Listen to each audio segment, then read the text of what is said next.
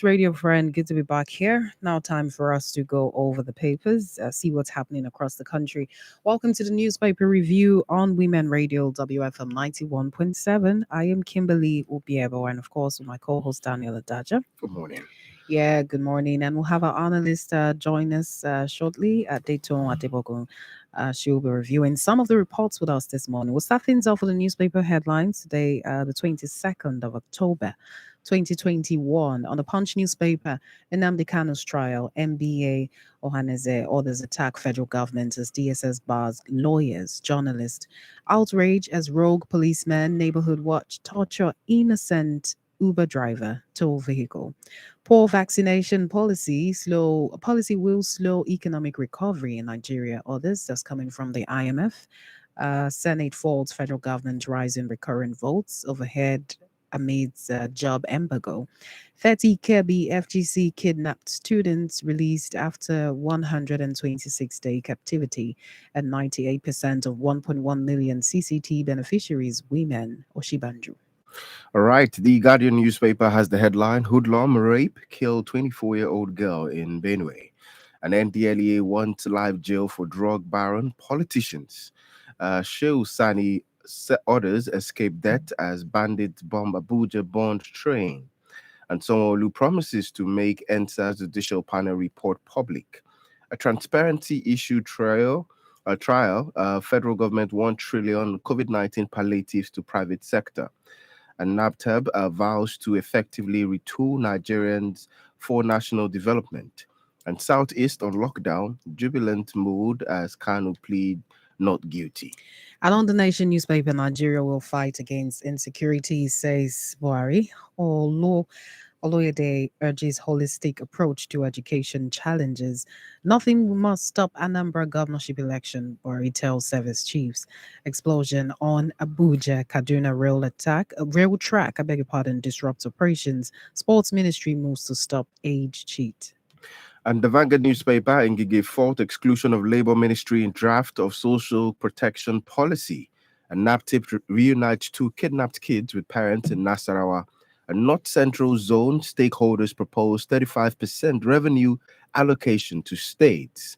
And Wike swears in Baruswa, first female local government chairman in Bonny. Boni. Yeah, okay. And NSA's anniversary, 34 suspects arrested, arraigned by police in Lagos. And NSA's Lagos Judicial Panel report will be made public, Sanwo-Olu assures Nigerians. All right. On Daily Trust newspaper, presidency to get resolution on declaration of bandits as terrorists next week. That's coming from the National Assembly. NSAS Lagos to publish implement judicial panel report. Sanwo-Olu. No life lost in Bauchi, Gombe boundary clashes. Police, federal government begins emergency repair works on Echo Bridge. Budget Senate fumes over rising salary despite embargo on recruitment. Federal government confirms killing of new ISWAP leader, Bako. Osibanjo's future of Nigeria depends on women and children. Federal government to issue blood group ID to commercial drivers. Oh, okay. This day newspaper has the headline Yakubu urged lawmakers to speedily amend Electoral Act, warns time critical. And Marawa NDLEA wants live jail for drug law violation. And North Central governors tax federal government on upward revenue review. And Lalong presents 106 billion naira 2022 budget to assembly. The pen pushing has this headline Bandit bombed Abuja Kaduna rail track. All right, there you have it. The headlines and some of the dailies this morning. As always, be a part of the conversation. 0703 That's 0703 Text and WhatsApp messages only. This one says insecurity fighting is being politicized. Ask the Northern elite about insecurity. Now, Daniel. Yes. The recently appointed local government chairlady at Bonny. Okay. Let's okay. While we connect with Tone, we'll get the report handy, and then we'd like to get comments on that one as well. Hello, Adetone. Good to have you with us. Good morning. Good to have you. Good morning. Good morning. How was your week? It's good. All right, good to Okay. hear. All right, Daniel. Yes. Good morning. Good morning, Adito. Good morning. All right, so we'll start things off with the NSAS Lagos Judicial Panel reports will be made public, fully implemented. That's coming from Sanwo-Olu, and he's assuring that's going to happen. Now, Governor Babajide Sanwo-Olu of Lagos State has assured citizens that the white paper on the final report of the Lagos State Judicial Panel of Inquiry and Restitution would be made public and fully implemented in due course. Sanwo-Olu said the state government would not make any attempt to cover up the recommendations of the panel, whether it is in favor or not, whether it's in its favor or not, stressing that the panel report would be helpful in strengthening true reconciliation and preventing recurrence of violence in the state. He said it had been tough for the state government in the rebuilding Lagos project aftermath of devastating destruction on Lagos. The governor made the remarks on Thursday that's yesterday, while addressing participants at the 10th National Council on Lands, Housing and Urban Development held in Ikeja, with Minister of Works and Housing and former governor of Lagos State, Batunde Fashola, in attendance. Now, Adeton, let's get your thoughts on, the end SARS anniversary and what Sanwo-Olu has to say, and then on this report. I really think this is a good move by the governor.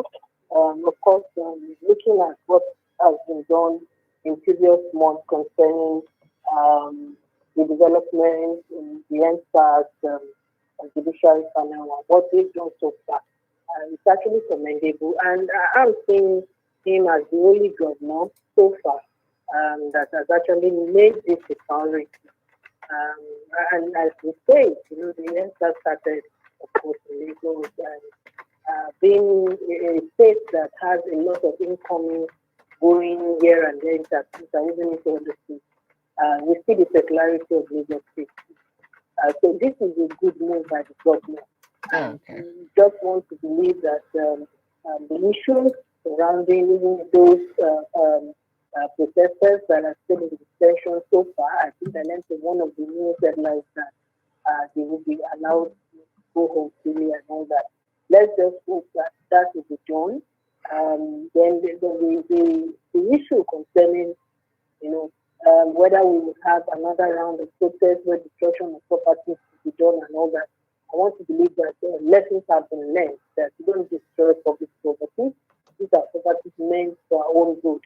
And we hope that subsequently, government will also see a priority in issues or cases that are placed before them before it goes out of hand. I want to believe that lessons should actually be learned from the past scenarios we had during the incident. And going forward, I believe that a lot of other things to be done. All right, Daniel, you want to add to that? Yeah, like Adito rightly said, but I'm a little worried with regards, so assuring Lagosians and Nigerians that the judicial report will be made public. Uh, as much as this has been a very tough situation for a lot of Nigerians, especially with the fact that there has been a lot of police brutality. Making this report public, I think there's some things that should remain in the comforts of those who were part of the committee. For example, names of the officers, so that we're not endangering the lives and families of these officers who have erred, because the officers have erred, and what it would mean is that people will trade it over with their family. People will be like, oh, you bear this surname, was your dad the officer that was accused of shooting or harassing a Nigerian? And so that we are not in turn causing more havoc at the end of the day, because we don't forgive things like that easily. Yeah, yeah. All right, now, Adeton, let's move on to this one. Commission warns against hospitals giving expired blood. This report on the Punch has it that the Director General of the Nigeria Blood Services Commission, Omale Joseph, has alleged that many Nigerian hospitals are giving expired blood to their patients, while others are selling blood donated to them by individuals to keep in their bank. Amala raised the alarm while briefing journalists in Abuja yesterday over a bill sponsored by a member of the House, Abbas Tajuddin, which the president has signed into law. The bill is to establish the National Blood Services Commission. The DG, while responding to a question on the need to inject sanity into the process of blood handling, utilization, and administration in Nigeria, said that many officials in hospitals were cutting corners in the blood administration. And now, according to him, safe blood has a lifespan of 35 days, after which it becomes unsafe to use. Omale also stated that some individuals now commercialize blood, donating it for fees ranging from 20,000 naira and above. So he said that the new commission was out to stop the inhumane practices, and he noted that blood banks and centers would be established in the 36 states and local governments in the country to save lives. And he said, and I'll quote him briefly: a unit of blood uh, is taken out, if it is taken out, expires between 30 to 35 days. If you don't transfuse this blood within that period and it gets to 35 days, it has to be thrown away. But people still keep them in their fridge and then transfuse them. And there are some of the, and these are some of the things we're going to regulate. We're already regulating. We are also working to point that blood will be safe everywhere in Nigeria. And one of the things we're doing is to initiate what we call the 1 million safe blood initiatives. All right. We'll stop there. But he, of course, appealed to Nigerians to cultivate the culture of donating blood to help them rejuvenate. But now, do you think, going by what he has to say, should we be assured that, this practice will be put to an end? At Dayton, you can also let us know what you think about this. This is really worrisome. It is really worrisome, and it's even not to that we endanger people's life just because of the money that has to pass from one hand to the other. Um, I really commend the fact that this has come to the notice of the agency. It's really not a good issue that we have on our hands. And also looking at the fact that they shouldn't just streamline their monitoring activities or regulatory activities just to take hospitals. The private hospitals should also We be monitored. we can hardly hear you clearly. It shouldn't just be streamlined. Okay. The monitoring the policies or the regulatory, guidelines shouldn't just be streamlined to just maybe government hospitals. They should also, extend it to the private hospitals and also clamp down on those who are not even registered hospitals who are taking part in all these activities. Because I wonder if they are all purpose of, admonishing people to get blood donated and to save lives. So why are we even still endangering the lives of those who are supposed to be saving their lives? If blood has to last for 35 days, that means that some blood would have even expired before it is even transmitted to some patients. And I just hope that with this, because it's not just saying it, let's hope that those who are caught in this activity would actually be duly, apprehended for this unnecessary issues that they are involved in. Because I also look at this from the angle of the Ministry of Health should also see this as a priority, for saving lives. Not just when we talk about issues of diseases, saving lives and preventing diseases from happening to people, but this kind of situation needs an urgent approach to it. Because we still have some unregistered hospitals or clinics that are still, involved in this kind of things. But I hope that as they have said it, they will be able to take it up urgently, and those involved will be prosecuted accordingly. All right, Daniel, let's get your thoughts. I was hoping that he would have, let us know how, because we are not health experts. So how do we know the blood that has stayed more than 35 days? Is there any way like a patient can understand. We may need some kind of sensitization So I think because first off, I've seen the blood in the sap before, and I think there are mm, always dates on them on each they of those packs. can they easily be changed, That is, maneuvered. that also crossed my mind, that can they be changed, can it be removed and replaced. I think the implication of this particular report on the dailies is the fact that this is a inhuman practice, beyond just the fact that there are laws and there should be penalties to those who are perpetrating this crime. But we should look at it from the part of, why would we want to harm another human being? For anybody to be in need of blood, it means that there is a crisis, there is a situation report, there is a need. Nobody just walks into the hospital and say, please come and put blood inside my body. There has to be a prescription from a doctor. There has to be a directive from a medical practitioner to say that this person needs blood. Now, if those who are saddled with the responsibility of collecting blood and storing them in the blood bank have the understanding that after 35 days these bloods are no longer valid, and decide to keep them because of profit gain, because the essence of this conversation is some individuals have made this a channel for them to enrich themselves. So it's a case for me of, why would we be inhuman to our own selves? And I think this is a time for us to talk to ourselves. This is not the issue of law. This is not, you are in a practice that you already know what is obtainable in that practice, and when you decide to do anything contrary of that, you are breaching your practice, the rules and regulation that guide your practice. And this in itself it's wickedness. If any of these hospitals or lab attendants are involved in this is pure wickedness. Okay, all right. This message says on the explosion that took place on the Kaduna Abuja Railway. Personally, I've concluded that the government has nothing positive on security, economic, and others to offer, and anyone thinking otherwise must be daydreaming. Period.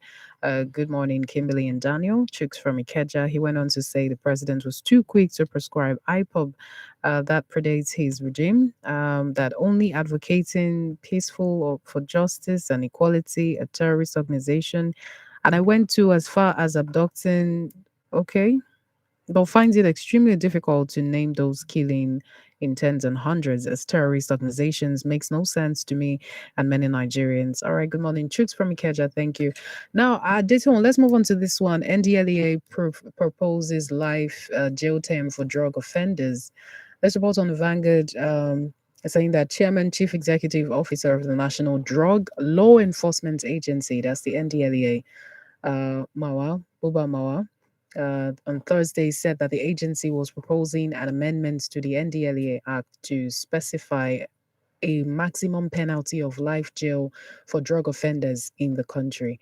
General Mawa stated this while briefing State House correspondents at a ministerial briefing that was organized by the presidential communication team at the State House, Abuja. Now, he revealed that the NDLEA has recovered over 100 billion naira worth of drugs and cash in the last 10 months, and also arrested 9,335 drug traffickers and 6 parents within the same period. Now, the NDLEA boss warned that any politician found encouraging the use of drugs would not be spared, even as he said that a politician he declined to mention his name was caught with drugs in Lagos. And he further disclosed that over 2.7 million kilograms of assorted illicit drugs have so far been seized from traffickers by the agency. He noted that in the current act, drug barons get light sentences with options of insignificant fines that were not deterrent enough considering the enormity of the impact of drug abuse in society. So now, Adeto, he is saying that beyond just fines, they should have like life jail term. That's for drug offenders, the barons, and you know. But now some people are even proposing capital punishment because I think we had this conversation on the big question yesterday, and some people say they would rather even it's a death penalty for drug offenders. So let's hear what you have to say. I really do think that the stricter punishment for drug offenders, according to what the DG said, is okay. You also want to add there are other more terrible cases that demand life sentence or even death penalty that has not yet been implemented, of course, according to our laws and all that. But this is a stepping stone. If we have probably if we have stricter punishment for these offenders, let's hope that they will change. But you can't overemphasize the fact that there still needs a lot to be done in terms of how drugs get into the country. Especially, I was just looking at the report and it was made mention there that Lagos Airport seems to be so far the easiest and the most, route for these drug traffickers to come in with different drugs. And so, aside the fact that there needs to, have more stricter punishment for the offenders, the Lagos Airport should also, have a priority when it comes to checking security and all that. Those that will be on guard, at different points in the airport, should be those that will not compromise in many ways. And do we even have enough, equipment to make sure we track down those people as they come in and they bring these drugs? Because don't forget that they are coming in from other countries into Nigeria. So if they were not caught in those countries, do we also have the required equipment to be able to track them down when they get there? Aside maybe bits of information or tips that are given to officials at the airport, you could have the necessary equipment to be able to check them. You also look at the fact that I think more sensitization should also be done on the dangers of drug trafficking. Oh boy. All right, we'll reconnect with Adito shortly. 0703 Daniel, you can just. Yes. So, like Adeton was rightly saying, that this is a very big problem. I don't see how jail term is going to reduce it, but it would be a very strong deterrent. Like what the NDLA boss is also saying too. But there are questions around the impact of or the activities of drug business in the country. Illicit drug transactions it's over $1 billion market globally. And then you're asking yourself, who are the top mogul players in this industry? So you have to be rich, you have to be connected, you have to be powerful to play in this field. The people who are caught carrying these drugs are just messengers. They are not the real owners of these drugs. So you ask yourself the question, what is being done to apprehend the real owners of these drugs? Now, you have roped in the names of politicians. You have said politicians. So for you to be a politician, it means you play in the political space. It means that you belong to a political party. You cannot be a politician in isolation. So the question is, how do we see this effectively happen? This is not Yeah. a... Yeah. Okay, sorry to jump in there, but I should have gone further where he said the agency has partnered with signed an international partnership with the Mm. Drug Enforcement Agency of the United States and with Gambia, adding that it was looking to sign in such partnership with India also, and saying that German government has proposed to build a dog trainer center in Ikeja, Lagos. So don't you think with these in place, barons or not, they will be brought to It still doesn't court? stop. These measures that are being put in place Yeah. are going to be tougher. It means that it will be tougher for you to move drugs in and out of the country. But does it stop the movement of drugs? No. It means that these drug lords would have to find newer and safer ways. As long as all of this process still needs human interference, then there is still going to be a problem of getting to the top. This NDLEA boss needs to understand that his position doesn't need to be compromised. If a politician is found to be the lord behind the cartel that is moving these particular drugs, how am I sure that the NDLEA boss would have the authority, would have enough power, enough capacity to be able to bring such politician down? But like you said, this is a global issue. It's not something that is peculiar to Nigeria. We have to Yes. establish that. So it won't seem that, the president or XYZ is not doing enough to, or the NDLEA itself is not doing enough to curb drug abuse and substance use. But then this is a global issue. Globally, the fight against True. the drug barons, the high-ranking, people that make billions of drugs, it's an issue. All right, this message says, I salute all Nigerian youths as they conducted and comported themselves. Comrade, it says, what is Sanwo-Olu delaying to the public of the NSAS report, comrade? All right, Adeton Adebogun, good to have you back with us. Okay. All right, please go on. So I was saying that it's not just about the punishment. They should also look at how the check-ins at the Lagos airport, I think it looks like most available routes where these drugs come in, and having the equipment that is needed, to be able to check properly once these drugs are brought in. Don't forget also that even though we know it's not just only through the airport that these drugs get into the country now, but with what we have on the report, the Lagos airport looks more like the most route where these drugs get into the country. Then the officials also checking at the airport should also be officers that do not compromise, ensuring that they do their duties, at their different posts. We also need to create more information and mobilization on the dangers of drug trafficking. As you have seen, it looks more like just to have it in other countries where the cartel is formed, and it seems more like it's a formal business to some big groups who are involved in it. If these checks and balances are done, we could have a reduced inflow of the drugs in. And just as the report also indicated that yes, politicians are also involved in this, and of course from them it goes to the so-called political thugs and others who actually have now taken it up, as a way of life, and not even seeing the danger part of it. I hope that with this move by the PG, a lot more effort will be done in terms of coping these ignorance that we have in our society. Even down to the schools, there should also be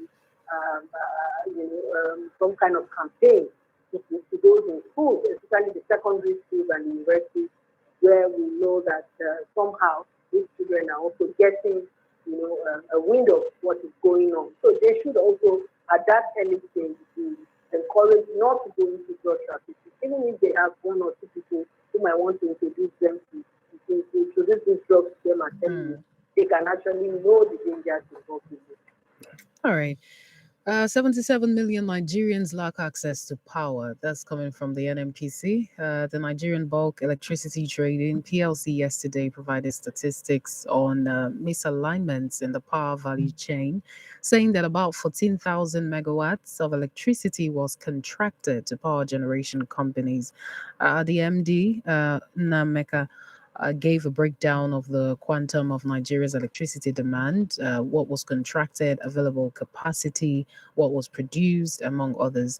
Now, he provided these statistics while speaking during a plenary session at the World Energy Day Conference 2021. With the theme Energy Transition, Gas as Fuel of Choice, organized by the Abuja Chamber of Commerce and Industry.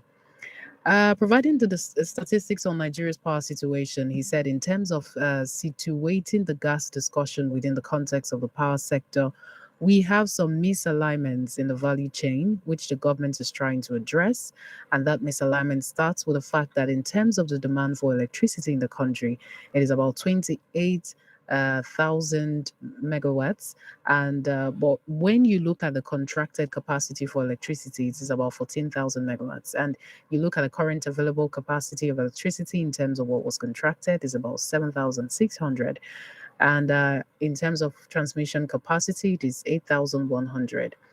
And now he said, now all of these statistics, the most important is what is the highest volume of electricity ever put on the grid, and it's about 5,800 MW. So you see that it keeps dropping. The NBED boss explained that the 5,800 megawatts was the highest peak ever attained in the history of Nigeria, but stressed that what was actually available on a day-to-day basis was between 4,000 to 5,000. And he noted that the good thing was that there were plans in place within the government space to address the anomalies.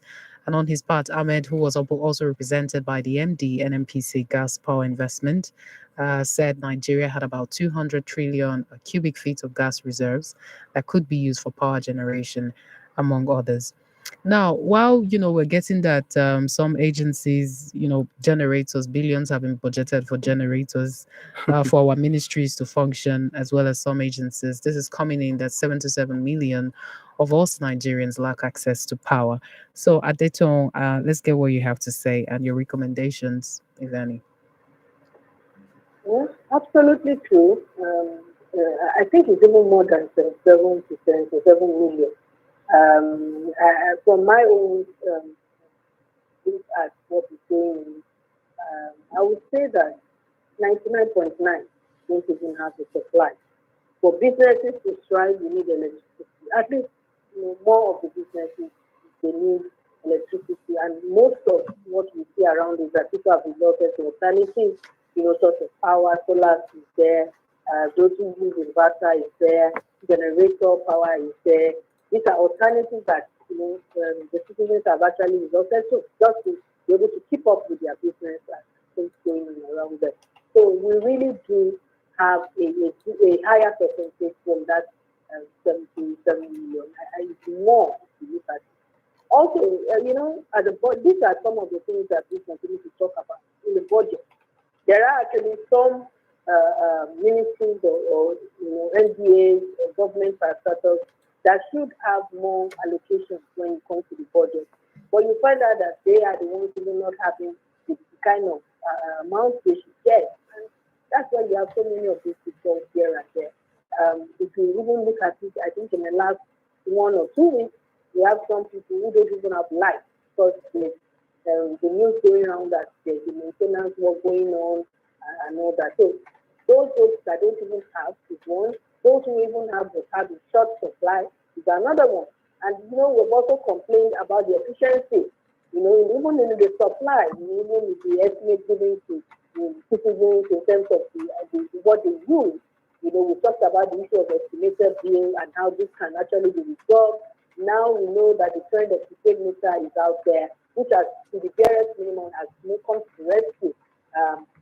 But for those who don't even have the prepaid meters, they still have that issue. But even right now, all over the country, there's a maintenance work going on where the power supply is even in short supply now. But I also look at it from the angle of, I remember we talked about the gas issue we have. If we have this gas, available to us, the one we are even using for the normal domestic things to do is not enough. Now we are looking at, okay, how can we use that to supply electricity? And don't forget that it was in the news or some of the reports, that we are even the ones we even have, we are selling it out, something that is not even enough for us here. So there's a lot of things to actually be put in place. If you have excess, you can actually use that as an opportunity to sell to other countries. But when the ones you have is not even enough, and you are still depriving the citizens of utilizing this, and now we are now saying that, okay, let's even look at how the gas can even bring power supply. Don't forget the fact that if we didn't have the advent of solar panels coming into the country, maybe the whole of the country would be in total darkness. If you don't have generator power in here and there, even with the inconveniences when there's high cost as well, that's another issue.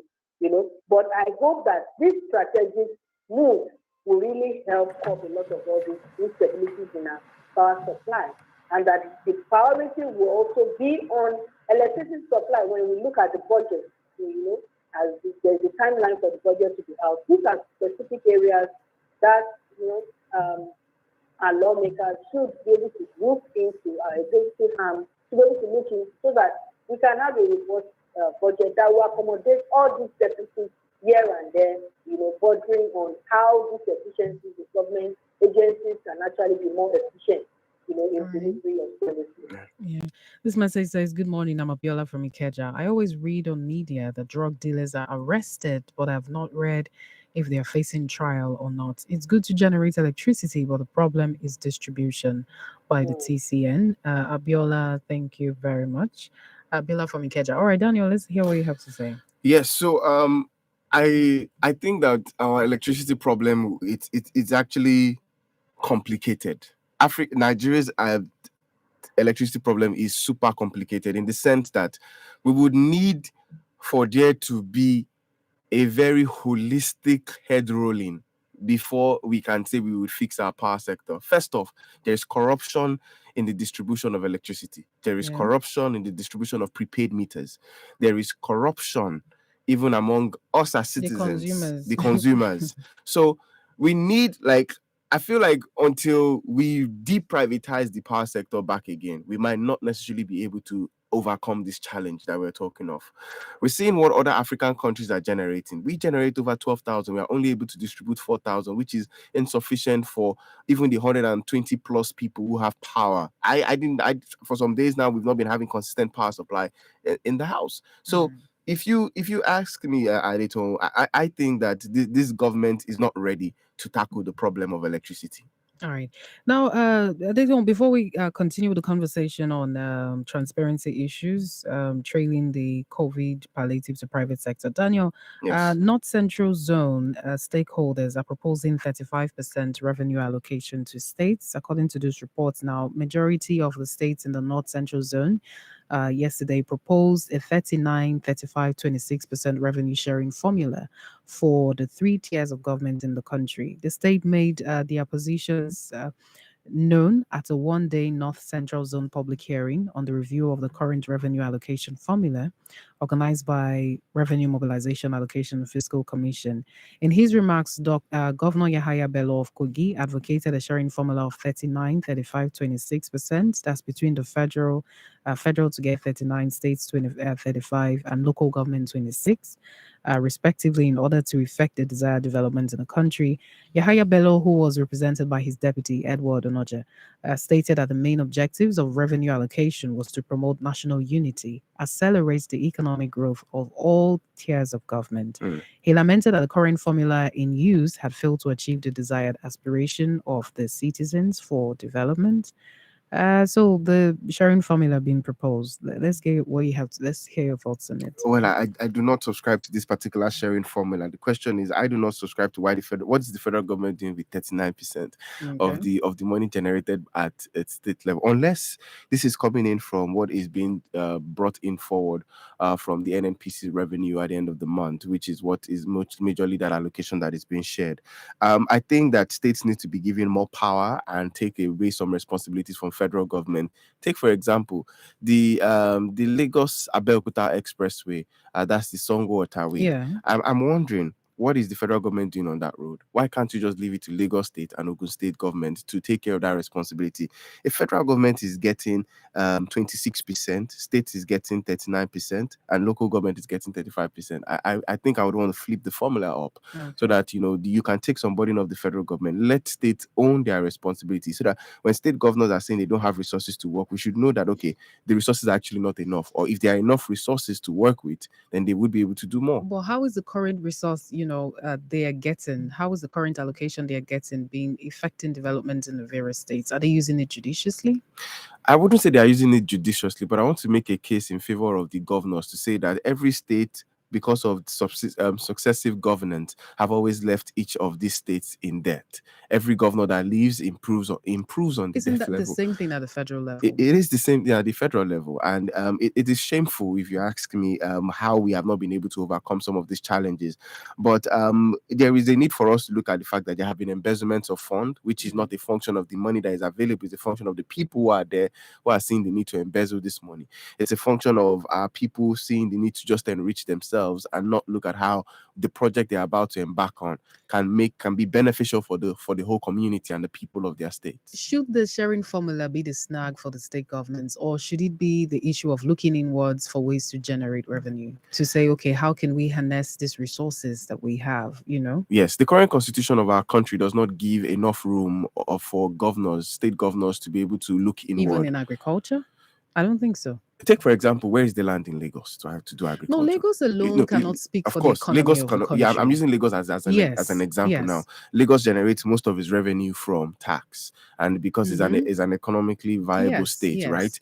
And there are other states too that can look inward, but not every state's soil, quote and unquote, is viable for agriculture. Every state is blessed with a mineral resources. For instance, some states are blessed with, but that mineral resources and, control is on the federal government, not on states. Yeah, but at the same time, why not start? Okay, look at what Calabar. I always make reference to Donald Duke in Calabar. He tapped into tourism. Okay. And when I went to Akwa Ibom, you can see cocoa just wasting. Cocoa wasting Akwa Ibom when it's season for, you see it falling all over the place. No one is even using it. So why Yes. why not the state governments look into ways that, you can tap into these things and exploit the parts of it that can be used to benefit, generate revenue somehow. Yes, you're absolutely correct because a lot of state governors, like the vice president said in one of the speech I listened to, I think it was 2 years ago or last year, where he said that if we take federal government allocation from state governors and let's see what state governors can even do on their own. And I Mm. think that's one of the reasons why a lot of people still have a lot of respect for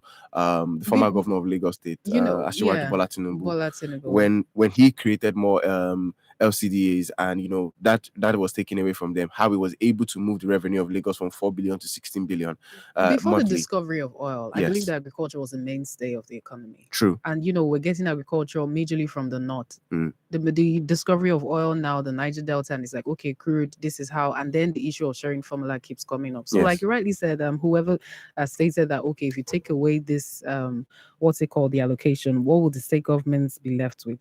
But just the same way they looked to VAT to see how they can, take back what alleged or in quotes belongs to them. I think there are other ways the state governors can also look at, ways to say, okay, this is how we can generate without the federal government getting control of what we are supposed to do in our state. I think insights and advice are very key things. One of the things I think I have observed is that a lot of these individuals who come into power come in with zero plan. And that's the problem we've always been making. We have always voted personalities instead of policies, which is a major challenge. Mm. And what we need to consistently do going forward is to ensure that whoever is coming into power is having an understanding of the existing governance in place, Yeah. understanding what they can do, telling us, making proposed partnership Mm. before their tenure. Mm. So telling them that if they get into power, they have this partnership sitting down waiting for them just to be in power to make this work, and they can establish this in 2 years. This can be put together in 8 months, in 16 months. This can be put together, but that is not always the case. It is always a case of no lights, no water, no good road, no education, all the time, and we need to grow from there. All right, this message says TGIF, the bombing of Abuja Kaduna rail track is an indication that bandits are moving in a new dimension to wreak havoc on our infrastructure. Federal government should not treat them with kid glove and stop to give them amnesty. Security agents should go after them and bring them to book on PMB directives to security chiefs to ensure peaceful election in Anambra next month. Anambra people and politicians must ensure that they give peace a chance before, during, and after the election. Have a wonderful and corona-free weekend. Engineer Wale in the corridor. All right, Engineer Wale. Thank you for your message. Now, I will go over this one. Well, I will try to reconnect with Adeton Adebogun. Don't forget, send your text or WhatsApp message into 0703 All right, Adeton, thank you for staying with us. All right. Now let's go over this report in the Guardian newspaper. Transparency issues trail federal government's 1 trillion naira COVID-19 palliative to private sector. Accountability and transparency issues continue to trail federal government's 1 trillion naira COVID-19 intervention fund to the private sector. As an assessment conducted by the Guardian showed that most businesses are yet to access the fund initiated over a year ago. Members of the organized private sector of Nigeria revealed that very few operators were able to access the fund. The reason, according to the OPSN, was primarily due to bureaucratic bottlenecks and conditions given before the fund are disbursed. And the OPSN members comprise Nigeria Employers Consultative Association, Manufacturers Association of Nigeria, among others. In 2020, during the peak of the pandemic, recall that the CBN set out a number of measures to cushion the impact of the lockdown, including establishing an 1.1 trillion naira fund, equivalent to $3 billion at the time, into critical sectors of the economy to stimulate and revamp the production activities through structured refinancing and loans. The CBN Governor Godwin Emefiele, during the period, had said that the stimulus package was in addition to the regime of incentives contained in a 6 point palliative to help cushion the impact of the COVID-19 pandemic on the Nigerian economy. He challenged Nigerians to take advantage of what appears to be adversity into an opportunity for development and growth. Now, the OPSN is saying that, you know, There are questions around this. And the Nigeria Association of Small and Medium Enterprise confirmed it received 50 billion naira, which it said was grossly inadequate compared to the large number of members in the sector. Stakeholders in the pharmaceutical sector of the Manufacturing Association confirmed that their members were able to access 100 billion naira loans set aside for the sector. However, months later, private sector operators stated that while it was yet to conduct a comprehensive survey, reports from members still indicated that very few of them were able to access the funds due to bureaucratic bottlenecks. So, at this point, let's hear what you have to say about this report.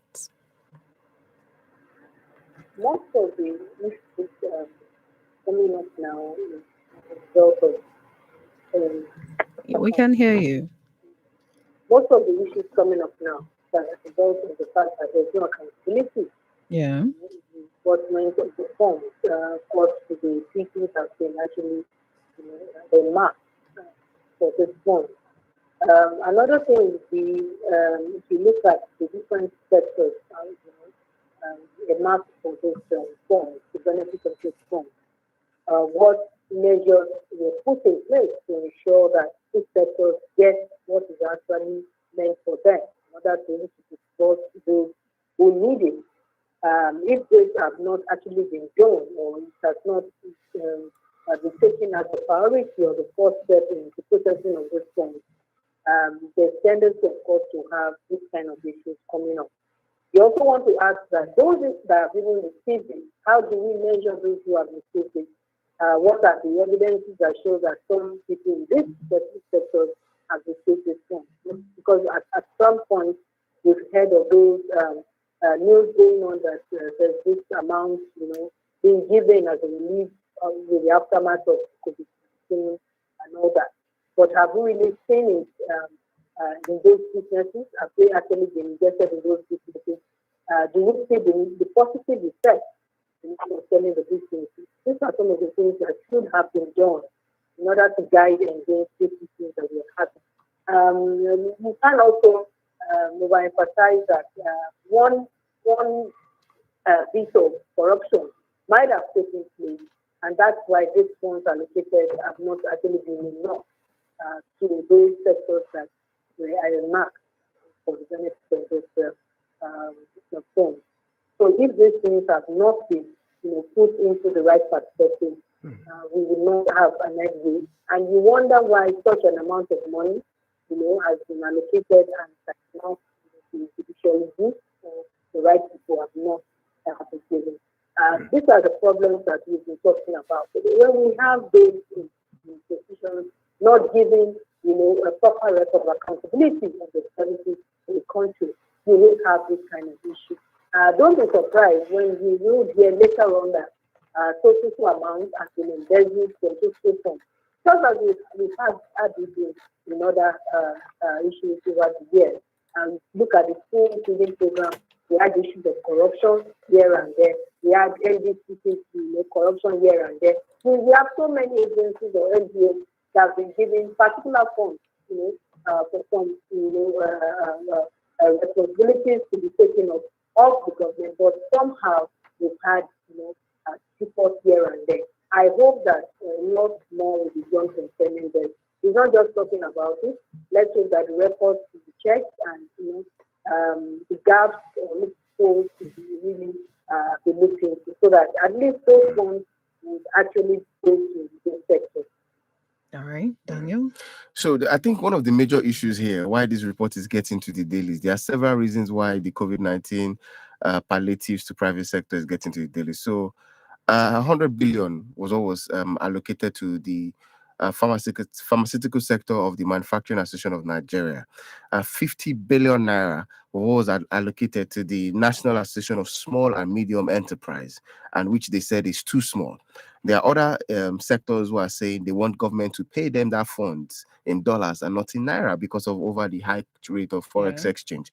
There are other people who their concerns is with regards to there are no very viable statistics from the government on the businesses that access this particular fund. If you read in between the lines, I think for one that there is an issue here, which I think there might have been political beneficiaries of this particular money, which is what they have not clearly come out to state. And that is where we have a problem. They spoke about bureaucratic bottlenecks, which I think it would have helped us a lot more to know what are these bureaucratic bottlenecks and conditions given to access the fund. Because I'm thinking, when you are in Rome, you think like Rome. Give what on Caesar unto Caesar if you need to get this fund. And that doesn't stop the fact that yes, there is corruption within this. There are, we cannot downplay the fact that there are possibilities of the aspects of corruption, somebody not refusing to release this fund for one reason or the other. But I think it takes a lot more on a toll on the CBN governor, Godwin Emefiele, to harness technology. I think a lot of the reasons why this is a major factor with the distribution is a issue of access to proper technology. Just yesterday, we're talking about how can you carry out don't we certain... even need the power before we can talk about technology? Or does it work on its own without access to power? 77 million Nigerians, according to the NMPC, even lack access to power. How realistic is it that technology in the sense that how do you verify information? It's just like when you're applying for a visa, you don't literally need to go into the embassy to go and fill up your documents to file for your to make an application for a visa to the United States of America. You can do that from the comfort of your home. Data. Yes, but now, like I said, when you're in Rome, you act like Rome. Do what you have to do to be able to access this fund. If you have to go to a cyber cafe to be able to do this, if you have to pay money, we're not talking this money grants or this access to these palliatives for businesses. I think it starts from a minimum of I'm not exactly sure, but I think from 250,000 naira upward. So it's a lot of money. So if you have to spend between 2,000 and 5,000 to be able to access this money, ensuring that you have proper documentation and you can upload all of this on a server and fill it up and know that you are on a waiting queue just to be accepted. So there is a bridge here, which I think technology would have been able to bridge it. Information technology would have been able to bridge that gap. All right. Now, Adeto Debogun, just before we let you go on and enjoy your day, the vice president is saying that the future of Nigeria depends on women and children. This one concerns, all women. And the vice president said that it now depends on how well the many concerns of women and children are addressed, especially in areas of health, education, and economic development. He stated this in Abuja yesterday at an event to mark 6 years of the Future Assured program, an initiative of the First Lady. And the Vice President said the various intervention program of the administration were designed okay, well. But now he said something, and I'll quote him. We agreed with Future Assured's benefit that all social indices can be influenced if health, education, economic status of the population are improved upon. And in that case, clearly women constitute half of our population, and the youths are at least 60% of that population. Women, especially young girls, continue to face problems of every kind, and this problem mutates as the social pressures increase every passing day. All right. Now, do you agree with the vice president, that the future of Nigeria depends on women and children? Well, the part of this, yes, I agree. But if you want the women and the children, to actually be partners in the development of the country, then we also need more implementation of programs that are targeted at women and children to take a priority. So it's not just about putting them there or giving them the opportunity, but what are those things that you are doing to ensure that the opportunity you are giving to them is well utilized? So all the things that is needed is based at the disposal of the women and children. The laws or the constitution guiding how we can all be partakers of the development of the country. Is it flexible enough for women to be a part of it? Are we making room, right from the political side to the business part to the economic development of the country? Are we making room for those women and children to actually take part? Because if you just say it and you are not giving enough resources for them to be able to participate actively, then you have not made any mark. So I hope that going forward, in as much as we can realize that yes, women and children should actually be partakers of the development of the country, the resources, the implementation of policies that will affect them positively, and that will enhance, the efficiency of them taking part, should be made available to them. Not just in terms of the infrastructural development, but even other areas, what is the government doing? And then you want to also ask the question, decision-making processes, does it involve more women do we leave room for women to also make decisions while the men are also there? These are some Mm. of the things that I think the government should look into. So yes, they want to give us this, or they want to give it to us on the platter of gold, but we know that there's a lot more effort that needs to be done for these women to get this thing done. So they should make the resources available. They should make the implementation of this policy. Reality for women. Our laws are there. Those ones that have to do with the girl child, the children generally, those ones that have to do with women taking part. They should also ensure that implementations are done and the resources are given to women so that they can function effectively, and efficiently as both partners in development of the All right, then, Adito Adebogun, thank you very much. Any final words for the weekend or the morning or the day? country. Well, my final words is just be that for those who are actually, trying to remember the issues of the NSAS, the protests, and those who have lost their lives for justice, those who are still asking for justice, I want to appeal that yes, it's actually a part of our history that we can't forget. But going forward, let's try to be law-abiding citizens, even as we agitate, even as we make a request to the government to give us justice and for those who have been arrested so that they can go home and meet their families. And I hope that even as security personnel, we will also be cautious, we will learn lessons from the NSAS process, and they will be better citizens to protect the citizens, not to harm them. And I hope that the citizens will also, be able to, allow flexibility and cooperation with our security personnel so that in all, we all can coexist perfectly.